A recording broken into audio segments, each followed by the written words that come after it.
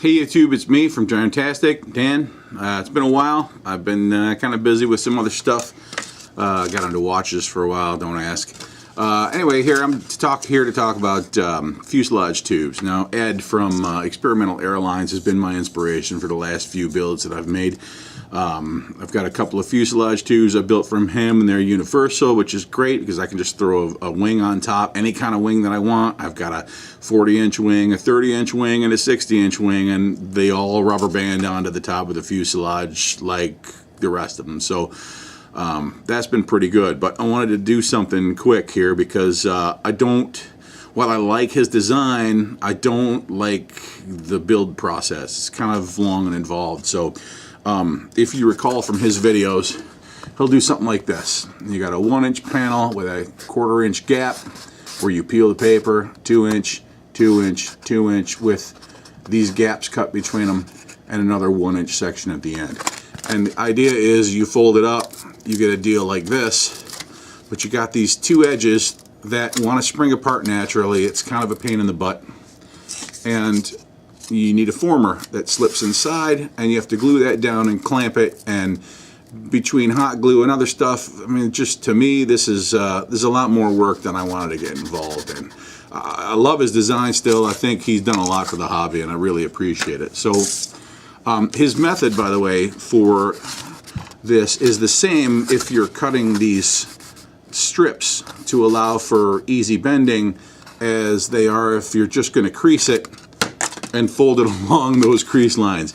So what I came up with was a combination of the crease line method and the B-fold from the flight test builds. And the B-fold is where the top or the side plate goes beside the bottom plate. That's the way he explains it.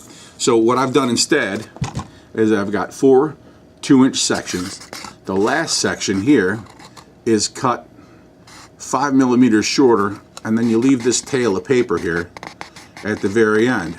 So because the foam board is 5 millimeters thick. So when you're done folding this up, you don't have to have clamps or any of that crazy stuff. You just run a bead of hot glue down that corner like you would if you were building any other flight test plane, and line up your corners as you fold your piece together. Now this doesn't look great right now because I'm not doing it on a table, but the point I'm making is, there we go. That's the alignment you're looking for on the tube, and when you do a much longer one, it'll be all right. Now you can see how I'm able to line that edge up, and I don't have to use clamps or any of that stuff. I just hold it together, and then using the table as your friend process, you just roll it over and hold it down so that this edge here rides up against that edge, and that becomes your full square fuselage piece. Now once you're done with that perfect alignment, you take this piece, this flap of paper, because of course that's not going to be inherently very strong. You take this piece of paper that you've coated with tape or maybe without, and you run hot glue on that, and then once again you roll that over on the table,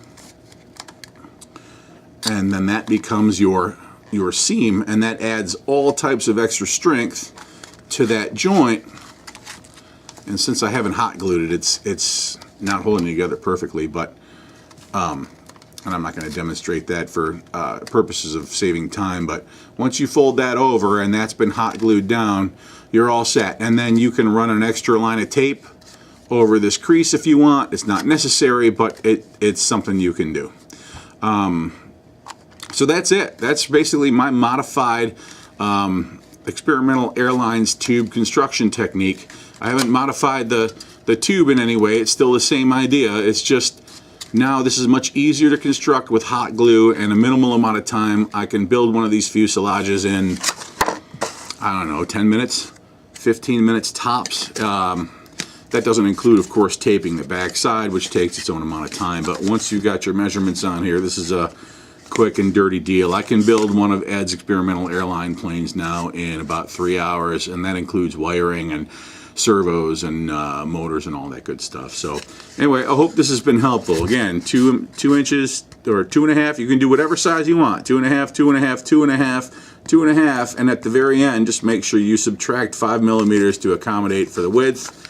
It becomes a perfect square, and then you fold over and glue for additional strength, and then you end up with the same thing you were getting the other way, and you're doing it in a quarter of the time. You don't need Super 77 or any other special glues or any of that stuff, and it's been working very well for me. So I was glad I could share this with you today. I hope you enjoyed the presentation, and as I come up with new things to share with you, I'll keep doing that.